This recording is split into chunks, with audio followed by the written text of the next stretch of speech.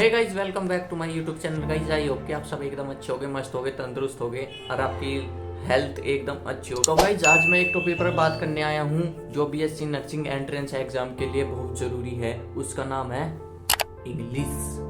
English बहुत जरूरी है। आपको नहीं पता कि क्या क्या आएगा इंग्लिश में, क्योंकि इंग्लिश का सिलेबस यहाँ इतने से लेकर इतना तक आ जाता है, किसी को नहीं पता कितना आता है। और यूनिवर्सिटी ने कोई फिक्स नहीं कर रखा कि हाँ इस टॉपिक से ये सेंटेंस आते हैं, ये टॉपिक में से ये आता है। कुछ फिक्स नहीं कर रखा कि बता रखा कि आपको इस लेवल की इंग्लिश आएगी या इस लेवल की इंग्लिश आएगी या इस लेवल की इंग्लिश आएगी। कुछ नहीं बता रखा किस लेवल की इंग्लिश आएगी।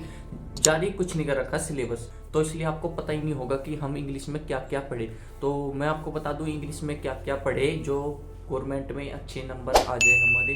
बेसिकली इंग्लिश हमारी जो क्लासें होती है 8th 9th 10th से लेकर स्टार्ट हो जाती है बेसिक का। तो इसलिए आपको मैं बताऊंगा कि आपको 8वीं से लेके 12वीं तक की इंग्लिश के ज़्यादा डिटेल में नहीं टॉपिक पढ़ने, ज़्यादा डिटेल में नहीं पढ़ना, ऊपर से ही पढ़ने जो मोस्टली कॉमन होते हैं, जैसे कि tense, sentence, spellings, one word, adjective, passive, ये मोस्टली जो होते हैं ना मेन से टॉपिक, ये पढ़ लेना। ज़्यादा डिटेल में जाने की कोई ज़रूरत नहीं है, क्योंकि ज़्यादा डिटेल में इतना टफ पेपर नहीं लेने की। इंग्लिश इसलिए भी इम्पोर्टेंट हो जाती है क्योंकि आप इंग्लिश की हेल्प के बिना गवर्नमेंट कॉलेज में एडमिशन नहीं ले सकते।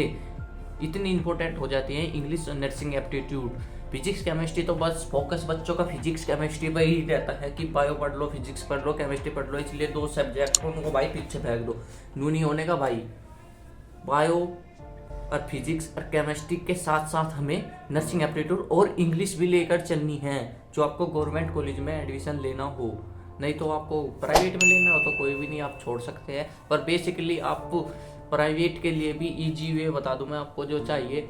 आप बायो पढ़ो, नर्सिंग एप्टीट्यूड पढ़ो और इंग्लिश पढ़ो, आपका प्राइवेट में भी अच्छे मार्क्स आ जाते हैं। जो कठिनाई होती है ना फिजिक्स में और केमिस्ट्री में, वो आप छोड़ दो, आपको गवर्नमेंट नहीं लेना। और इन 3 सब्जेक्ट पढ़ के आप प्राइवेट में ले सकते हो, प्राइवेट में ओनली, गवर्नमेंट में नहीं ले सकते। अब जो गवर्नमेंट में चाहिए तो आपको कितने सब्जेक्ट हैं? Bio, physics, chemistry, nursing aptitude और इंग्लिश। कितने हो गए? 5 सब्जेक्ट आते हैं हमारे एग्जाम में। नीट में भी 3 आते हैं, देख लो। इसलिए मैं आपको कहना चाहता हूँ मेरे भाई मेरी बहन, मैं आपको ध्यान दिला दूँ कि आप इंग्लिश पर भी ध्यान दे लीजिए और नर्सिंग एप्टीट्यूड पर भी। मैं इन 2 के सब्जेक्ट पे ध्यान देने के लिए कह रहा हूँ, इन 2 पे भी ध्यान दे लो। कभी आप बायो और फिजिक्स केमिस्ट्री को ही लेते जाओ, ऐसे नहीं भाई, इन 2 को भी लेकर चलो। गवर्नमेंट में आपको सिलेक्शन लेने से कोई नहीं रोक सकता। आप ये बात ध्यान रखना कि हिमांशु भाई ने कही थी, बता देना।